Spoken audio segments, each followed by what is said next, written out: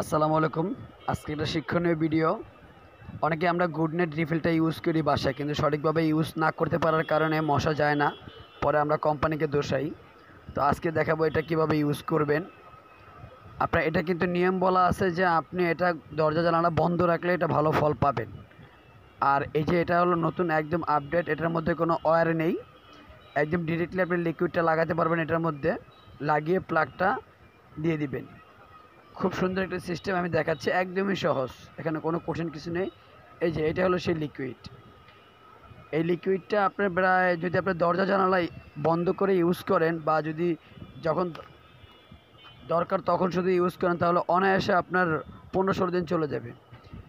এই যে শুধুমাত্র লিকুইডটাকে খুলবেন, লিকুইডটাকে খুলে এই যে মেশিনটা এই হোলের মধ্যে দিবেন, এই হোলের মধ্যে দিয়ে মেশিনটা শুধু ঘুরিয়ে দিবেন, শেষ।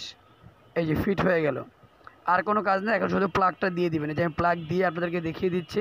এই যে মাঝখানে যে সুইচটা, এটা হলো আপনার অতিরিক্ত মশা আর হলো কম মশা।